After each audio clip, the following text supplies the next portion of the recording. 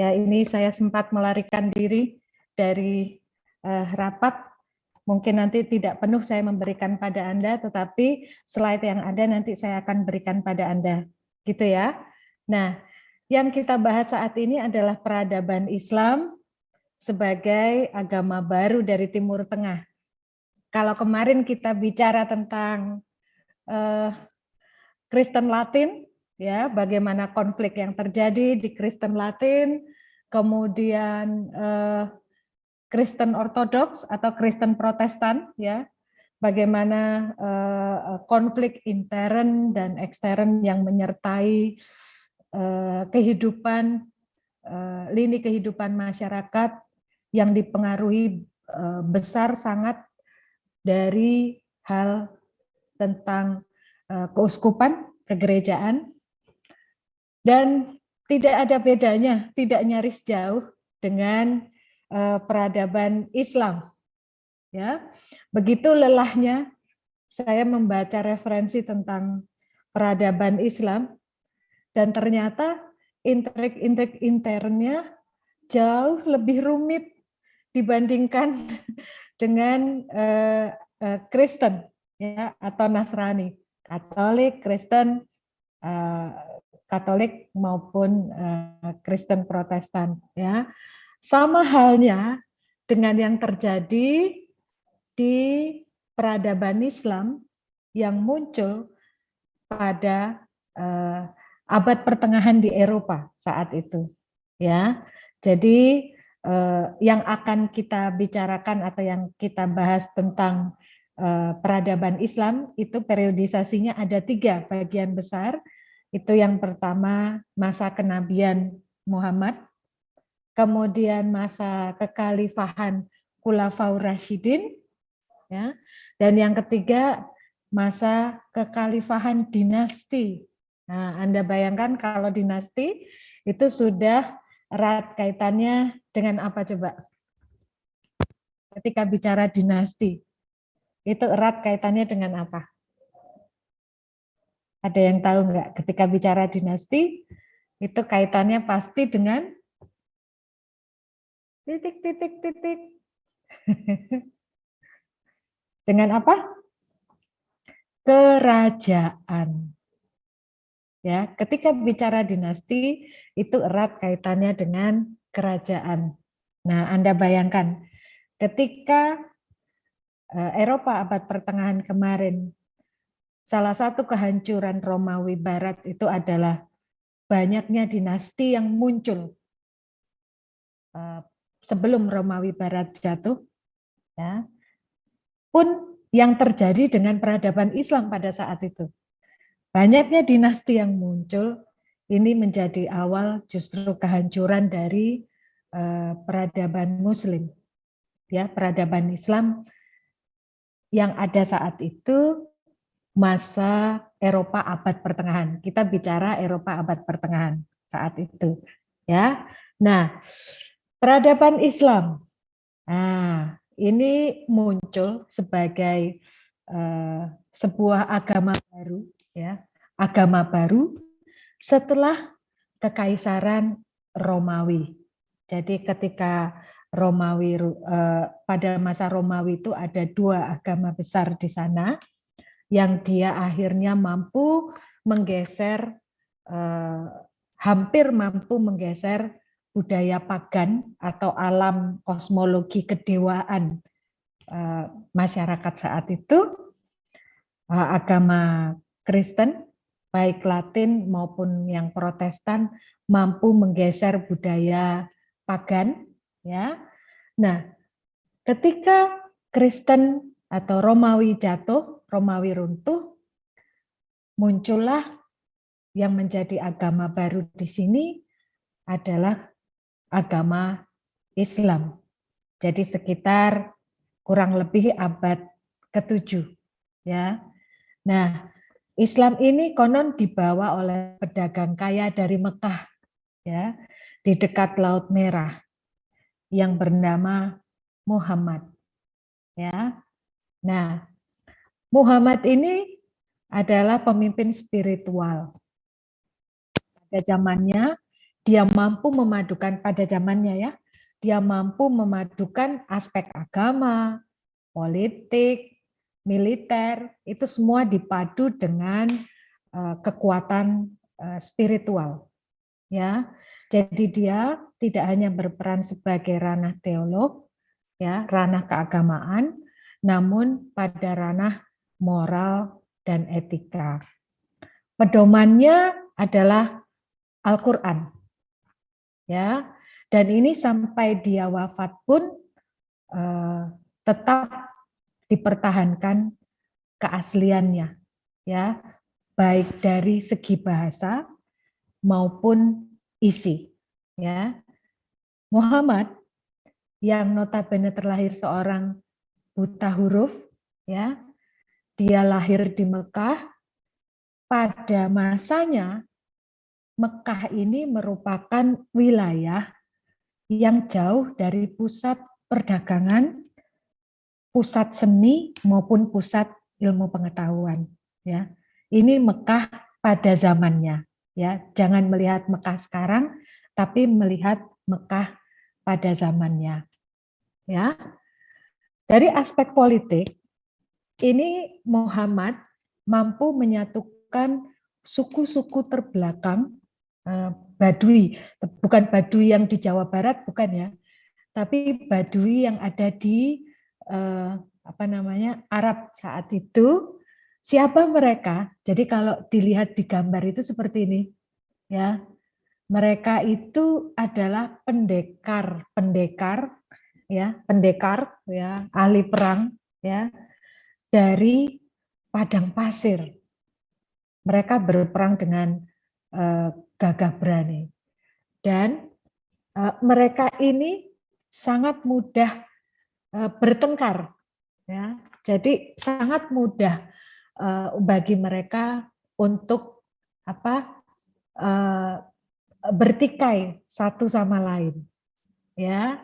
Sehingga karena mereka tidak bersatu, mereka selalu saling bertikai, akhirnya untuk menghimpun suatu kekuatan yang utuh itu sulit. Jadi sulit bagi mereka untuk bisa melakukan ekspansi keluar karena memang kekuatannya hanya per golongan atau suku itu. Ya, kekuatannya hanya di per satu suku itu, ya, dan antar suku itu mereka saling berperang, ya.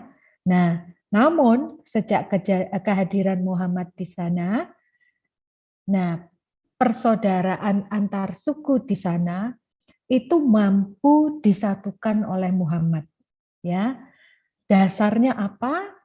Dasarnya adalah Muhammad menggunakan ukhuwah Islamiyah sebagai dasar persatuannya.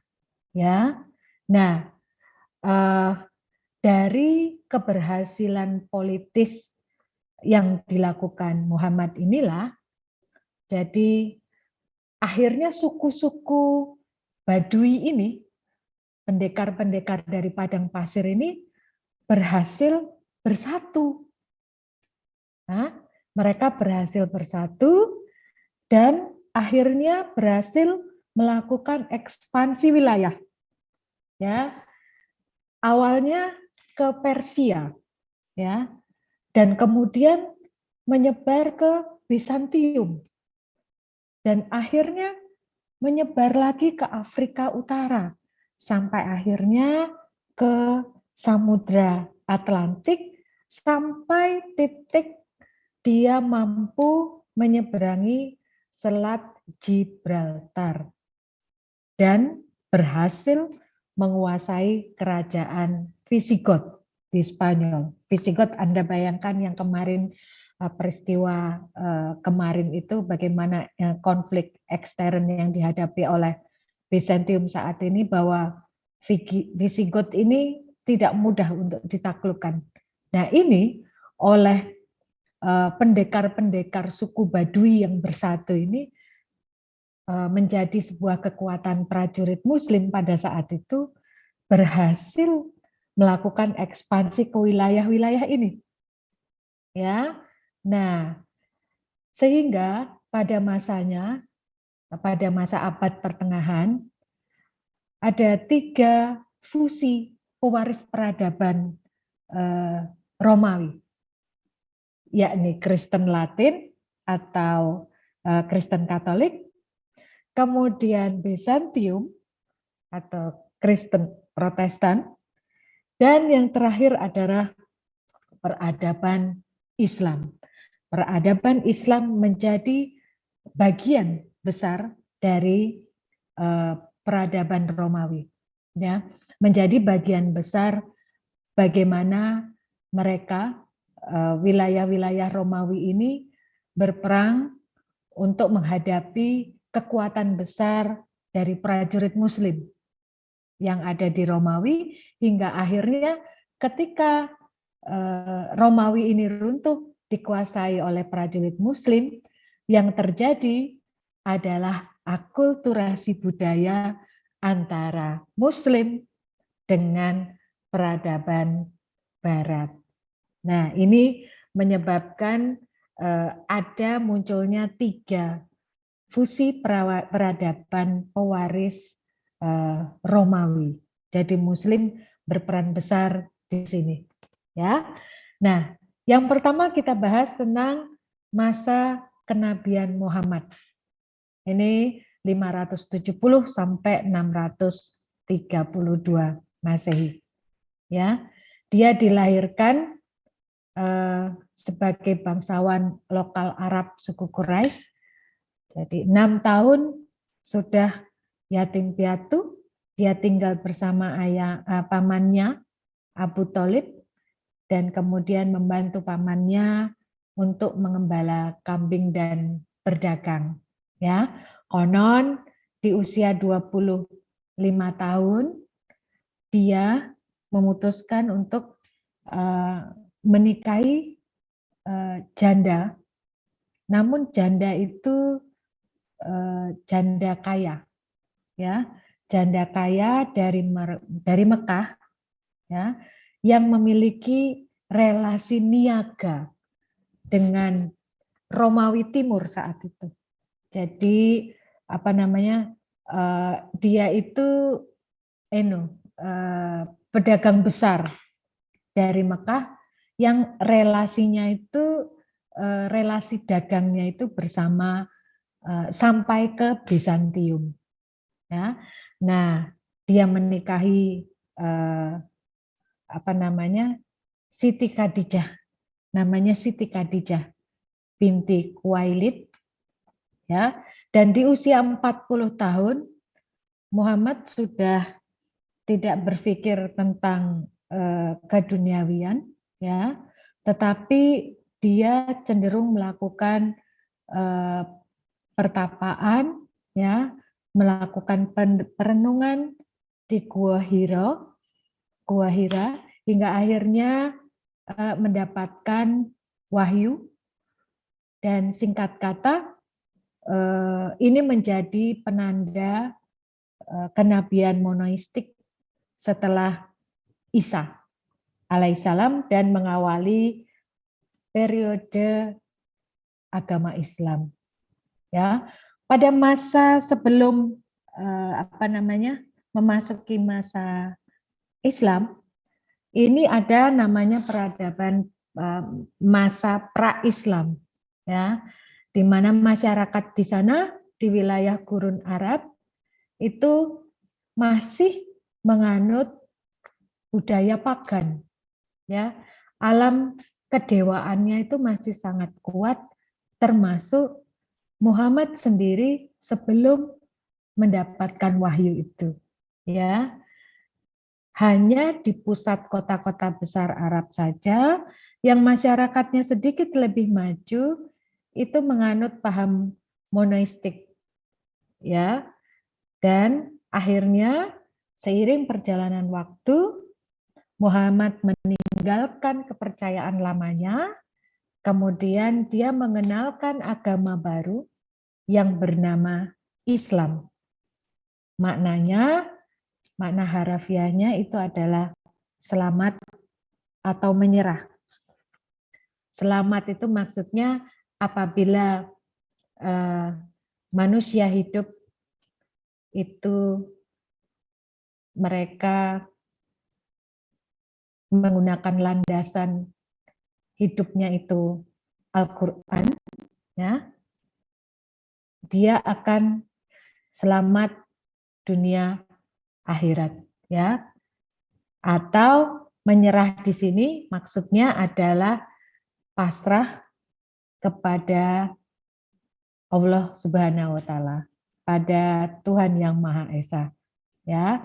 Nah, pada masa dia masuk atau meninggalkan budaya pagannya di tengah masyarakatnya saat itu, dia mendapatkan banyak sekali tantangan, ya, dan penolakan, ya, luar biasa tantangan yang dihadapi, ya, terutama untuk umatnya yang waktu itu umat itu tidak banyak dari sekian penduduk yang tinggal di Mekah, ya, hingga akhirnya tantangan-tantangan penyiksaan sedemikian rupa itu pada titik tertentu, ya, dia sebelumnya tidak berani melangkah lebih jauh untuk melakukan tindakan secara tegas terhadap umatnya, gitu.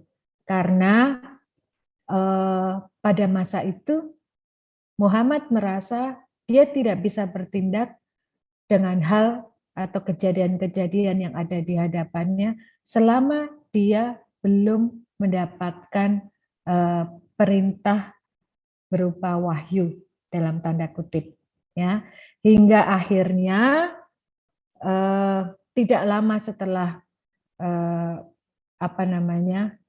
banyaknya penyiksaan yang ada di depan Muhammad saat itu, dia mendapatkan perintah untuk melakukan hijrah atau pindah ke Madinah. Nah, di Madinah ketika dia pindah ke Madinah itu banyak sekali suku-suku asli di wilayah Madinah saat itu yang dulu bernama Yatsrib itu melakukan perang. Jadi sama seperti halnya suku Baduy tadi, mereka itu saling berperang, ya, termasuk dengan penduduk-penduduk asli yang ada di Madinah. Dan pada saat itu Muhammad berhasil menyatukan suku-suku itu tadi, suku-suku asli tadi, sama halnya seperti suku-suku Baduy yang ada di gurun pasir saat itu, ya. Nah, sehingga mulai dari ketika dia menerima wahyu untuk hijrah itu tadi, ini menjadi tonggak pengkalenderan Islam, ya. Nah, kemudian dalam berjalannya waktu, singkat kata turunlah perintah jihad pada saat itu, perang suci yang dimulai dari Padang Badar, ya. Di sini dia menghadapi tantangan-tantangan besar Muhammad, ya. Kemudian sekaligus juga melakukan ekspansi kekuasaan, ya, merebut kembali Mekah, ya. Dan bersamaan dengan itu, ya, bersamaan dengan hal itu, dia juga Muhammad berusaha untuk secara gencar melakukan dakwah-dakwah tentang Islam di luar wilayah Arab. Selain juga dia sekaligus perang untuk ekspansi wilayah ke wilayah Bizantium, Persia, dan Mesir. Ya, ini kurang lebih gambaran umum, ya, perjalanan peradaban Islam ya pada masa kenabian Muhammad Shallallahu Alaihi Wasallam ya, hingga kita masuk ke masa kekhalifahan Khulafaur Rasyidin ya, istilahnya Khulafaur Rasyidin ya. Nah, pada masa Muhammad dulu sebelum masa kekhalifahan ini ya, nuansa pemerintahan atau nuansa masyarakat, nuansa kosmologi yang berkembang di masyarakat saat itu bernuansakan agama ya. Jadi segala sesuatu sendi kehidupan masyarakat itu selalu dikaitkan atau tidak bisa lepas dari agama ya. Pedoman hidup tidak lepas dari yang namanya Al-Qur'an. Pedoman hukum juga tidak bisa lepas dari Al-Qur'an ya. Semua hal yang berhubungan dengan masyarakat ya, itu tidak boleh menyimpang dari Al-Qur'an. Pada masa Nabi Muhammad demikian ya. Nah, berbeda halnya ketika masa setelah kenabian Muhammad, yaitu ketika Islam memasuki masa kekhalifahan Khulafaur Rasyidin. Ya, ada 4 sahabat Nabi Muhammad, itu ada Abu Bakar As-Siddiq, ada Umar bin Khattab, ada Utsman bin Affan, ada Ali bin Abi Thalib. Kurang lebih gambaran visualisasi yang ditemukan itu kurang lebih demikian. Ya. Halo, saya nggak sendiri toh ini? Halo? Halo? Nggak sendiri ya? Enggak, Bu. Enggak, Ibu. Ya. Enggak, Bu. Oke. Nanti saya cerita sendiri. Ya. Nah, jadi ada 4 khalifah atau sahabat Nabi Muhammad, ada 4 ini ya, Abu Bakar As-Siddiq, ada Umar bin Khattab, ada Utsman bin Affan, ada Ali bin Abi Thalib. Kurang lebih kalau divisualisasikan seperti ini wajah-wajahnya ya, ganteng-ganteng ya, wajah-wajah Arab. Wah, di Solo itu ada yang namanya Pasar Kliwon. Wah, isinya itu Pasar Kliwon itu jadi di situ itu terkenal dengan kampung Arab.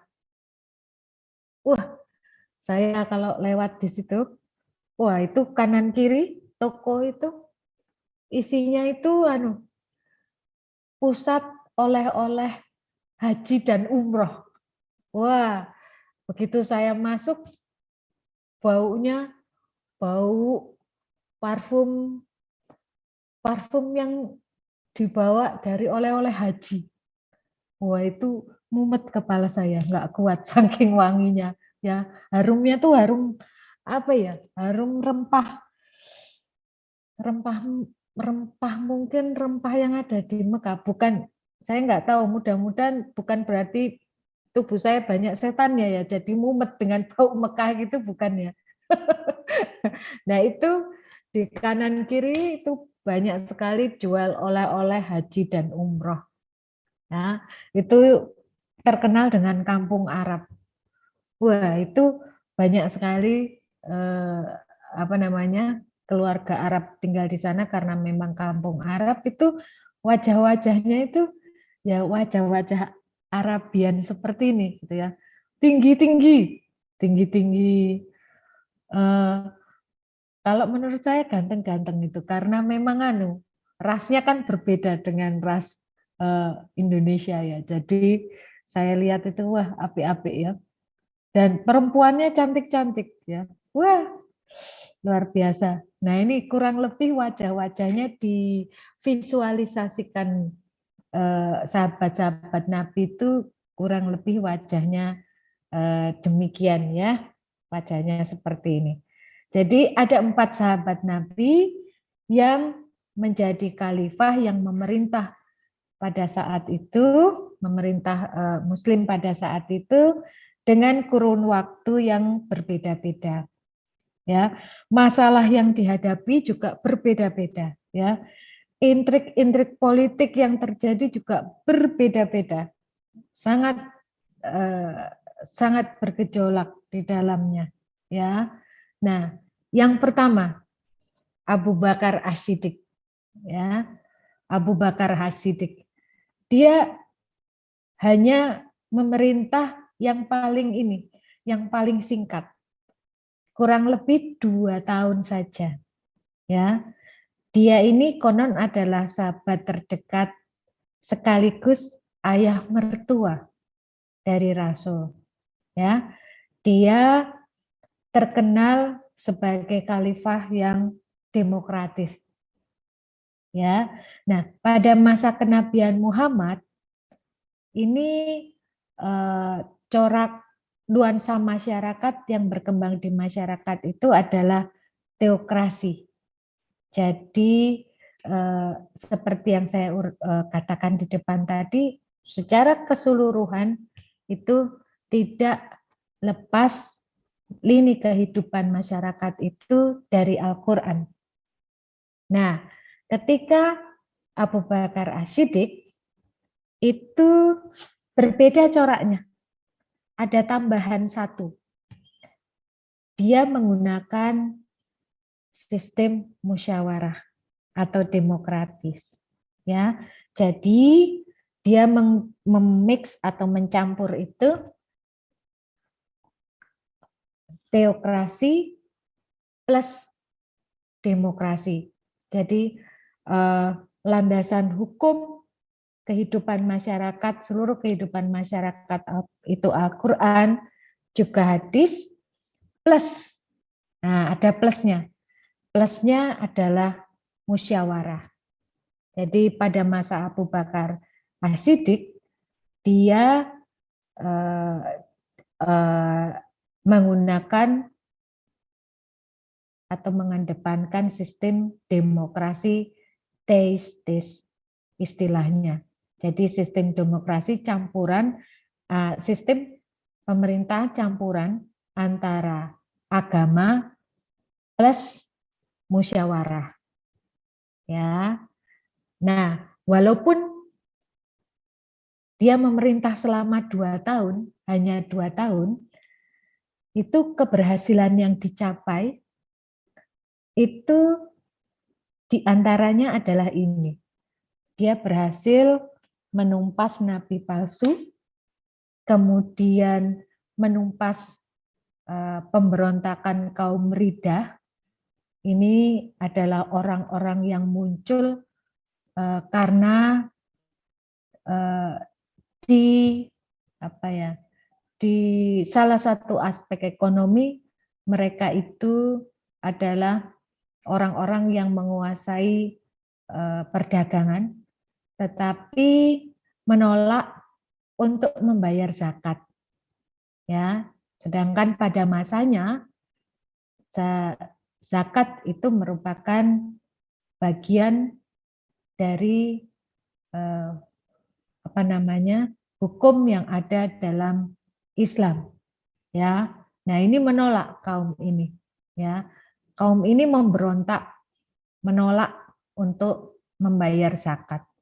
Ya, nah kemudian selain itu, ya, selain menumpas nabi palsu, menumpas pemberontakan kaum yang tidak mau membayar zakat ini, masih sempat juga selama 2 tahun ini Abu Bakar ini melakukan ekspansi kekuasaan ke Bizantium dan Persia.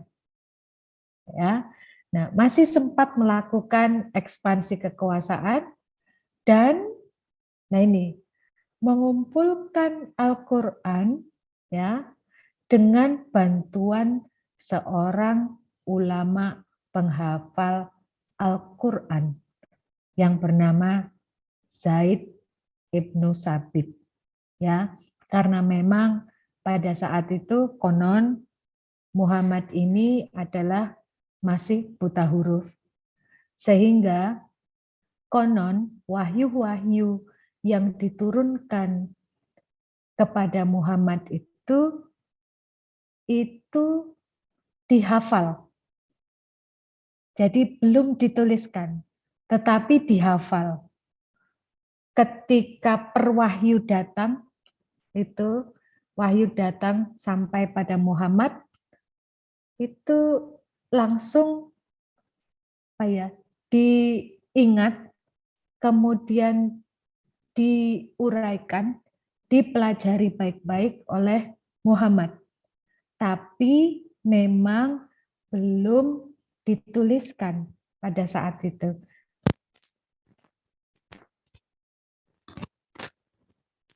Itu masih buta huruf, posisinya buta huruf. Ya, jadi wahyunya itu dihafalkan. Ya, dihafalkan untuk langsung dicerna oleh alam pikiran Muhammad saat itu. Gitu, yang terjadi demikian. Ya, ini adalah keberhasilan masa kekhalifahan Abu Bakar As-Siddiq yang hanya berjalan selama 2 tahun. Ya, dia bisa keberhasilannya itu seperti ini, berbagai hal ini. Ya, kemudian yang kedua, setelah Abu Bakar As-Siddiq ini konon dia meninggal, wafat, kemudian digantikan oleh Umar bin Khattab. Ya, Umar bin Khattab. Ini kurang lebih masa pemerintahannya 10 tahun. Ya, dan dia ini khalifah yang dilakukan Abu Bakar, tapi melalui penunjukan langsung oleh dewan yang dibentuk oleh Abu Bakar As-Siddiq pada saat itu. Mereka itu melakukan musyawarah saat Abu Bakar sekarat. Ya, mengapa harus segera ada penunjukan? Karena untuk mengantisipasi terjadinya kekosongan pemerintahan. Kalau tidak ada yang memerintah, ini sangat berbahaya karena Muslim pada saat itu sedang menghadapi perang besar melawan Bizantium dan Persia. Ya, oleh karena itu, ketika sekarat, Abu Bakar saat itu langsung diputuskan digantikan oleh Umar bin Khattab. Ya, nah keberhasilan yang dipimpin pada masa pemerintahannya itu adalah keberhasilan pertama militer, itu berhasil melakukan usaha untuk perluasan wilayah, berhasil melakukan ekspansi kekuasaan, melanjutkan ekspansi yang dilakukan oleh Abu Bakar sebelum meninggal dulu, yakni ke Bizantium dan Persia, sampai bahkan berhasil sampai ke wilayah Mesir, merebut Yerusalem, ya, dan menaklukkan Persia. Ya, itu dari segi militer pada masa pada masa Umar, ya. Nah, kemudian dalam bidang pemerintahan, ya, dalam bidang pemerintahan Umar berhasil membangun Baitul Mal, ya, kemudian mencetak uang, ya, kemudian membentuk dewan militer untuk melindungi perbatasan, wilayah-wilayah perbatasan yang rentan terhadap serangan musuh dari luar. Ya, oleh karena itu seperti halnya Bizantium, dia membangun kekuatan militer untuk melindungi wilayah-wilayah perbatasan. Ya, karena berbeda wilayah geografisnya dengan Indonesia. Indonesia itu wilayah kepulauan, jadi di perbedaan provinsi antar pulau itu sangat mudah dibatasi dengan air ya, laut, selat, dan sebagainya. Tetapi kalau di benua yang lain itu sangat rentan karena perbatasannya itu sama-sama daratan, ya, sama-sama daratan dan wilayahnya itu sangat tidak luas seperti Indonesia, ya. Jadi oleh karena itu wilayah-wilayah perbatasan di sana itu sangat rentan terhadap masuknya kekuatan dari luar, sehingga langsung Umar membentuk dewan militer untuk melindungi wilayah perbatasan, ya. Kemudian mengangkat hakim pendamping gubernur, ya. Kemudian, nah ini menyelenggarakan pengawasan pasar, ya. Kalau sekarang itu apa yang dihadapi Indonesia yang sedang ramai itu diawasi pengawasan pasar itu kasus apa?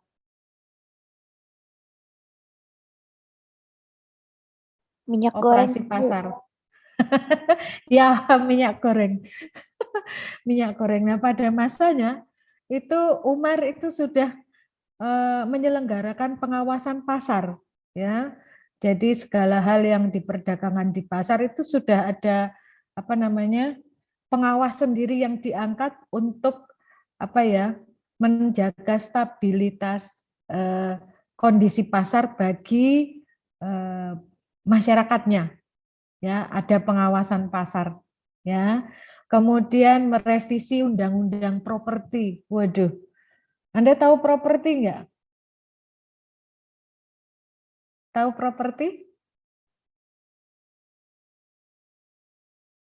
Ada yang tahu properti? Bangunan-bangunan gitu, bangunan Kepemilikan lahan untuk perumahan. Nah, itu ya, ada merevisi undang-undang untuk itu, ya. Mengatur gaji, ya, menetapkan tahun hijriah agar memudahkan tanggal pelaksanaan ibadah puasa dan haji. Kemudian pada masa Umar ini juga dibangun banyak masjid untuk beribadah. Namun sayang, ya, ia ketika akan menunaikan sholat subuh berjamaah di Masjid Nabawi saat itu, dia berhasil dibunuh oleh orang-orang Persia pada saat itu. Ya, itu pada masa kekhalifahan Umar. Ya. Setelah Umar muncul pengganti Umar adalah Khalifah Utsman. Ya, kurang lebih divisualisasikan wajahnya seperti ini, ya. Nah, ya. Ini dia memerintah. Konon memerintah yang terlama selama 12 tahun, ya. Tetapi dia dianggap gagal dalam tanda kutip karena kebijakan-kebijakan yang ditetapkan oleh Utsman pada masa pemerintahan Utsman ini banyak berbeda bahkan menyimpang dari pendahulunya, ya. Satu sisi dia sukses untuk memperluas wilayah kekuasaan Islam, ya, dia berhasil dengan armada militernya meneruskan Umar sebelumnya, ya. Umar meneruskan Abu Bakar Ali untuk melakukan ekspansi wilayah untuk penguasaan wilayah di luar keluar. Nah, ini wilayah kekuasaannya itu terbentang dari Maroko sampai ke Kabul, ya. Namun memang sisi yang lain, ya, kebijakan-kebijakan yang dibuat olehnya itu mendapatkan tentangan dari ulama dan sahabatnya, ya. Konon ketika itu dia meninggal itu di balkon istananya dengan dadanya terbelah. Konon ia itu dibunuh para pemberontak yang pada waktu itu dia tergabung dalam kelompok pemberontak Mesir. Ya, ini Utsman. Ya, apa saja kebijakan yang dibuat itu yang dianggap menyimpang dari konsep pemerintahan sebelum-sebelumnya, khalifah sebelumnya. Yang pertama, penunjukan siapa saja pejabat-pejabat yang menguasai atau yang memerintah dalam suatu divisi, dan juga gubernur yang pada waktu itu menjadi bagian wilayah dari prajurit Muslim saat itu, dia melakukan penunjukan. Jadi orang-orang yang menjadi pejabat dan menjadi gubernur di wilayah-wilayah strategis yang dimiliki oleh Muslim pada saat itu bukan melalui sistem demokrasi seperti Umar, tetapi dia cenderung langsung melakukan penunjukan, ya, penunjukan orang-orang yang menjabat baik pejabat divisi pemerintahan maupun gubernur, ya. Nah, ini yang mendapatkan tentangan dari kerabat-kerabatnya yang notabene sebelumnya siapa-siapa saja yang menduduki jabatan itu adalah melalui proses demokrasi, bukan melalui penunjukan. Nah, ini yang menjadi permasalahan yang dibuat oleh Utsman saat itu. Yang kedua, itu adalah penyusunan Al-Quran menjadi buku dengan standar bacaan yang disetarakan.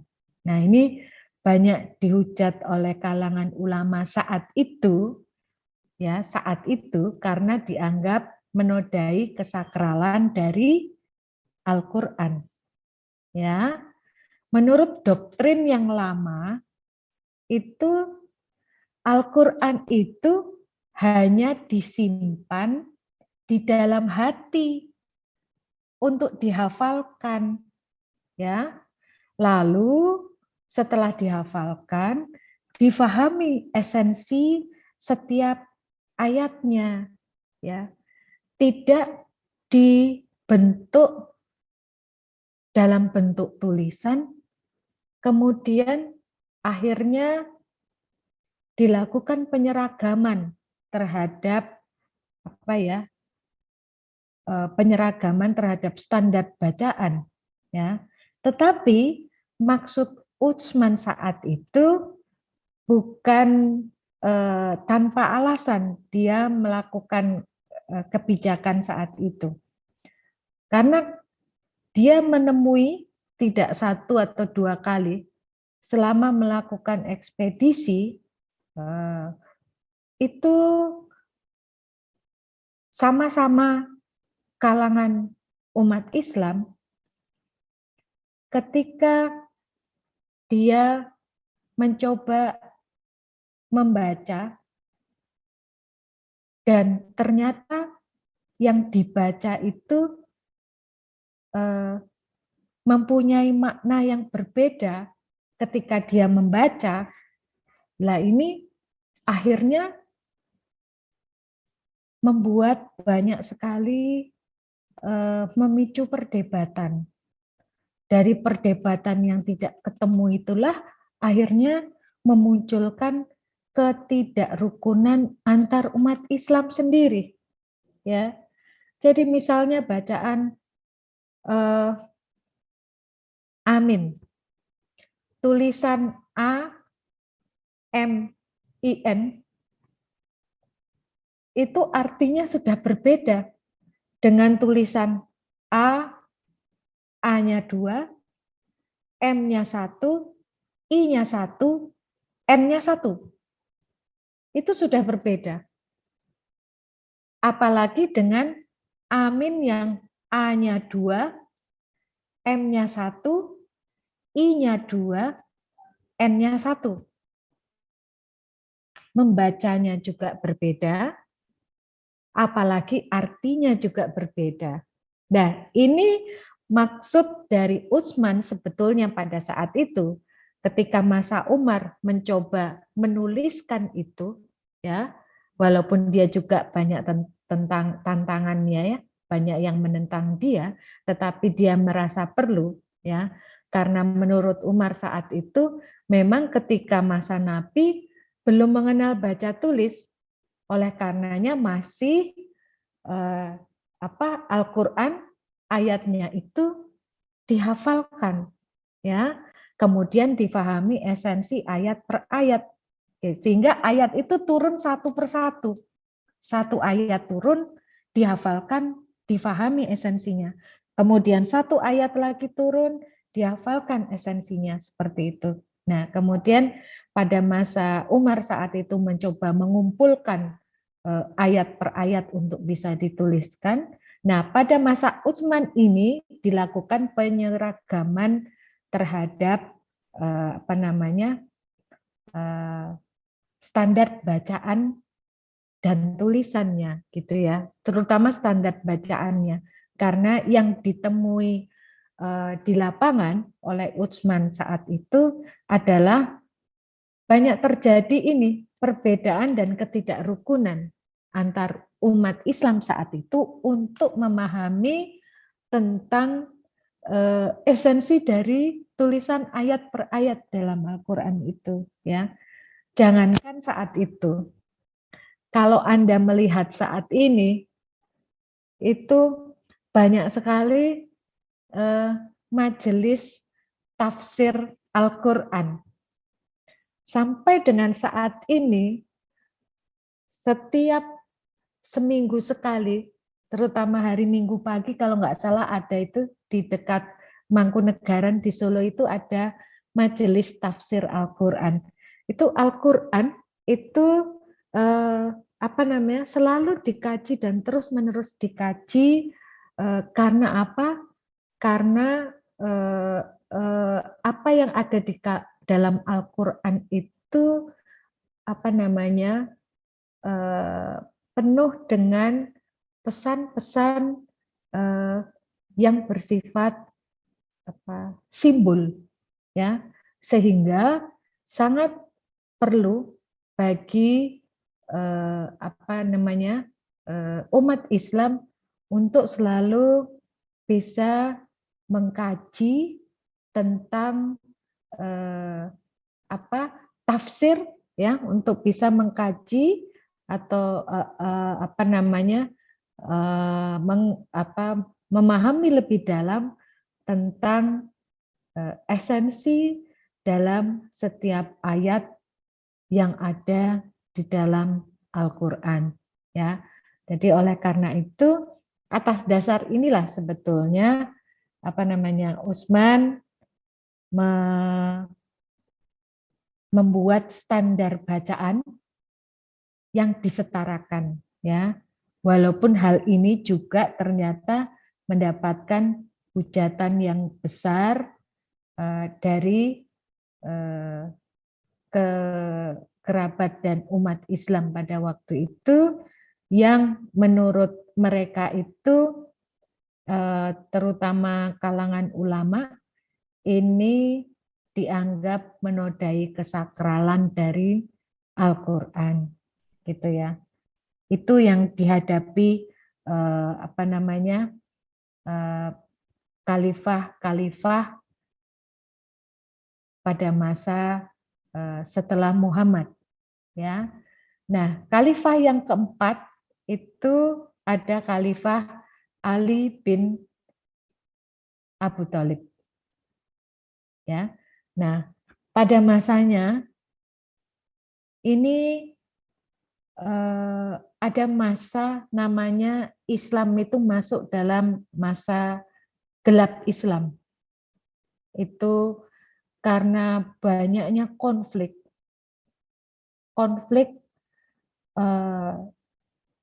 di ranah orang-orang Muslim sendiri, ya, karena banyak sekali wilayah-wilayah yang sudah ditaklukkan oleh Muslim, dan mereka ini kemudian menjadi seorang Muslim, namun pihak Muslim yang melakukan ekspansi tadi dan berhasil, itu akhirnya tidak mampu sepenuhnya mengontrol gerakan-gerakan dari wilayah-wilayah Muslim jajahannya, ya, sehingga di situ sulit dibedakan antara yang benar-benar Muslim ingin menjadi seorang masyarakat haji di bagian masyarakat Muslim, tetapi sulit juga dibedakan dengan masyarakat yang ceritanya seperti latah untuk menjadi seorang Muslim, ya, karena memang pendalaman tentang Muslim itu masih pendalaman tentang Islam itu masih belum sampai pada tahap yang esensi tentang Islam, ya, sehingga begitu banyaknya wilayah yang berhasil dikuasai tadi, akhirnya kontrol terhadap gerakan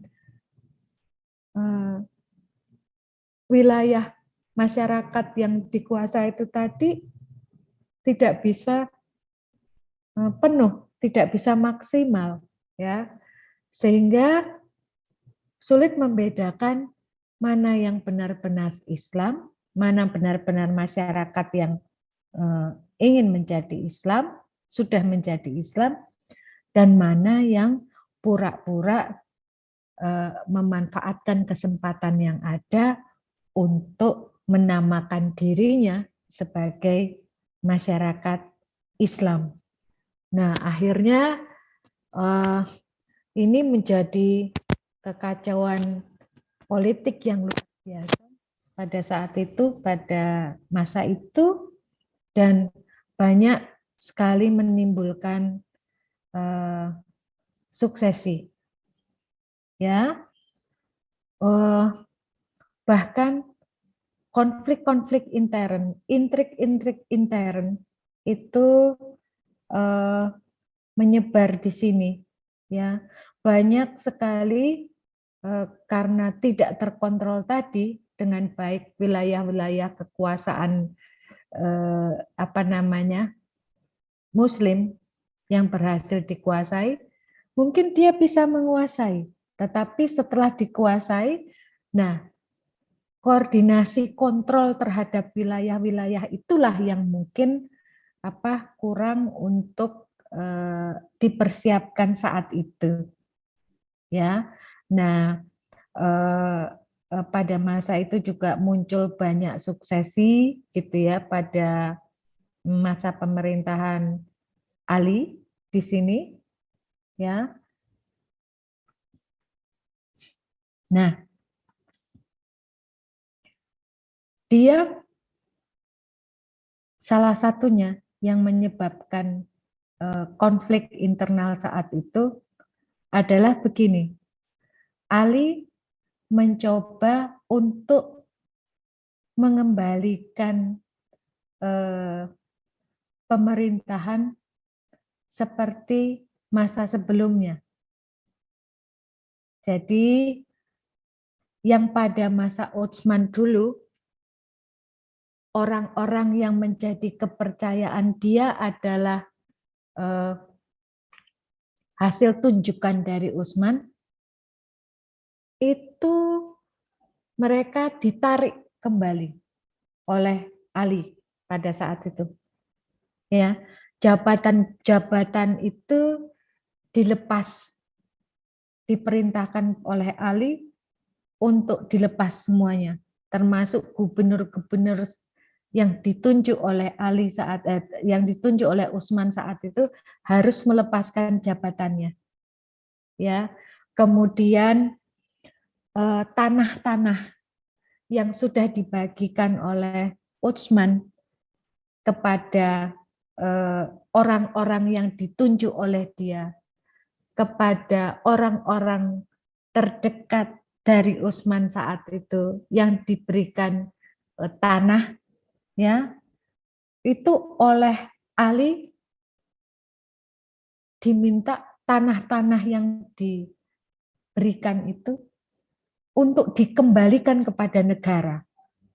Karena menurut Ali itu bukan milik dari Utsman, tapi itu adalah milik negara. Nah, dari sinilah banyak orang kerabat-kerabat dekat Utsman yang tentunya tidak terima dengan apa yang dikerjakan oleh Ali saat itu, oleh Khalifah Ali pada saat itu, yang diperintahkan oleh Khalifah Ali saat itu, ya.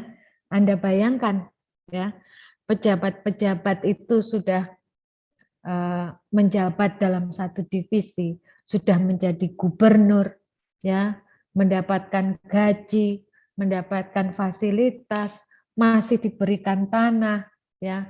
Keluarga Utsman juga, keluarga-keluarganya dan keluarga terdekat diberikan tanah, diminta kembali oleh Ali untuk mengembalikan tanah itu karena menurut Ali itu bukan tanah pribadi tetapi itu adalah tanah negara.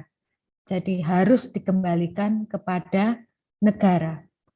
Pejabat-pejabat yang ditunjuk harus melepaskan jabatannya, ya. Karena apa? Tidak sesuai dengan paham demokrasi. Karena tidak seharusnya pejabat-pejabat pemerintah saat itu yang memerintah satu wilayah saat itu bukan melalui penunjukan, tetapi harusnya adalah melalui pemilihan. Nah, akhirnya apa? Terjadilah perang saudara. Ya. Karena yang menerima fasilitas-fasilitas itu termasuk pejabat-pejabat yang ditugaskan untuk itu adalah keluarga kerabat dekat dari Utsman, ya, hingga akhirnya terjadilah perang Jamal namanya. Nama rektor Anda itu Jamal Wibowo, ya. Nah, ini ada perang Jamal, ya. Nah, ini intriknya ini Anda lihat, ya, antara blok Aisyah, ya, janda Rasulullah yang didukung Zubair dan Talha, ini melawan Khalifah Ali. Ya, Khalifah Ali langsung memimpin pertempuran saat itu. Ya, jadi yang dipertaruhkan Ali untuk meminta kembali apa yang menjadi hak negara itu luar biasa yang dihadapi. Kemudian dia juga menghadapi perang Sin, ya, antara Ali dan Muawiyah, gubernur Damaskus, gubernur yang menguasai wilayah Damaskus itu, ya, yang ini hasil tunjukan dari Utsman. Saat itu dia menolak apa yang diminta oleh Ali untuk melepaskan jabatannya, ya. Bahkan dibalik oleh Muawiyah bahwa Utsman lah yang sesungguhnya bahwa Ali lah yang sesungguhnya membunuh Utsman, ya. Wah, ini kemudian perang ini betul-betul perang saudara, ya, yang menghabiskan banyak sekali tenaga dan pikiran, ya, karena konflik ini adalah konflik saudara. Jadi memang sangat berat, ya, dan di dalam perjalanannya, ya, dalam perjalanan akhirnya kelompok dari Muawiyah ini dalam kondisi terdesak, dia mengangkat Al-Quran untuk menyatakan damai, ya. Nah, akhirnya Ali bin Abi Thalib diwakili oleh Abu Musa saat itu, dan Muawiyah diwakili Amir bin As saat itu, masing-masing meletakkan jabatannya, ya, untuk diadakan pemilihan ulang siapa khalifah yang berhak untuk memerintah saat itu, ya. Nah, Abu Musa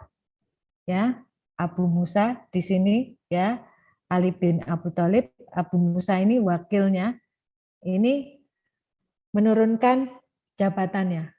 Oke, ya.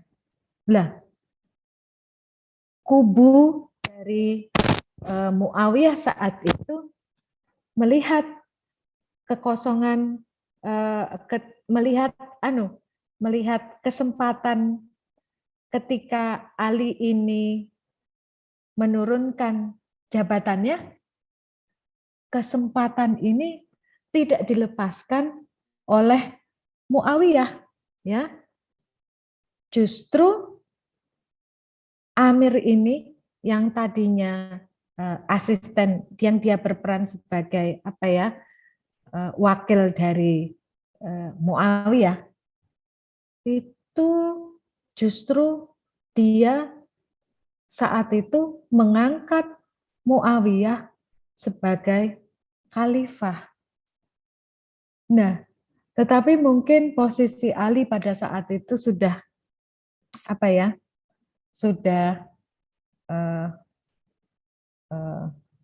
lelah untuk bertarung saudara, hingga akhirnya Ali pada saat itu merasa kehilangan kekuasaan dan terpaksa dengan pertimbangan banyak hal untuk menyerahkan kepada Muawiyah, ya.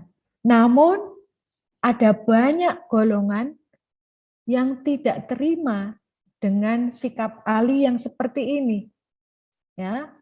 Nah, ini melahirkan namanya golongan Khawarij, yakni barisan yang keluar dari Khalifah Ali, ya, yang tadinya mendukung Ali, dia keluar dari Ali karena tidak terima Ali bersikap seperti ini, ya, hingga akhirnya ada Khawarij yang fanatik,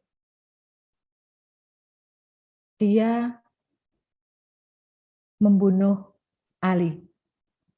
Ya. Nah, dari sinilah singkat kata berakhirlah masa kekhalifahan Khulafaur Rasyidin. Ya. Jadi singkat cerita, inilah apa namanya? Inilah apa namanya? Tonggak pemerintahan pada masa kekhalifahan. Setelah masa kenabian, Islam masuk ke masa kenabian.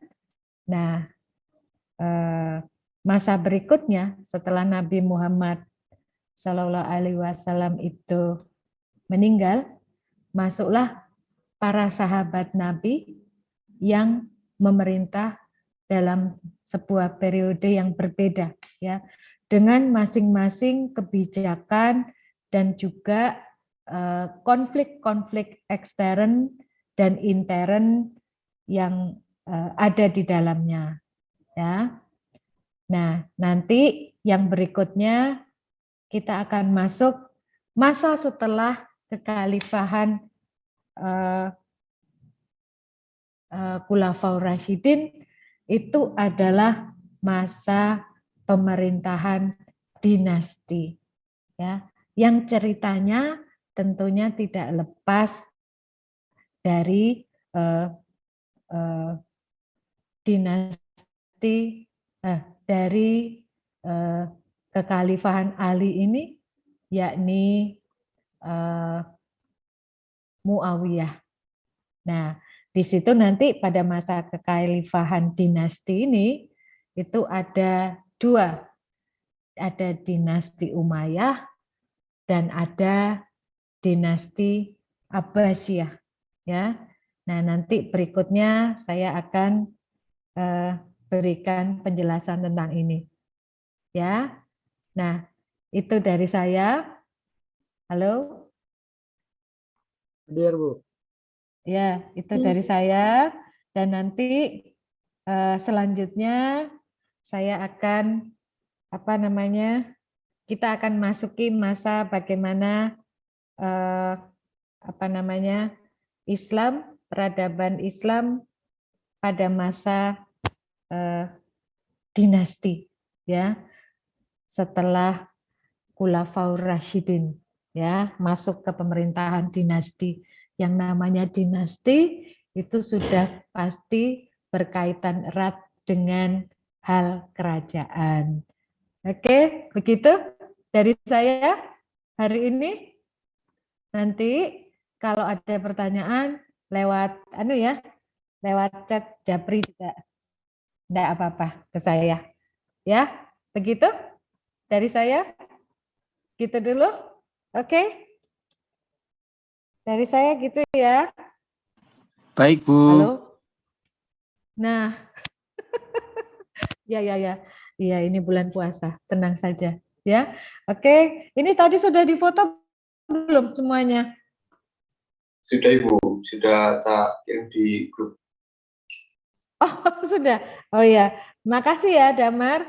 Oke, saya undur diri dulu. Jangan lupa absen ya. Jangan lupa absen. Sampai jumpa di pertemuan berikutnya bersama saya. Wabillahi taufiq wal hidayah. Wassalamualaikum warahmatullahi wabarakatuh.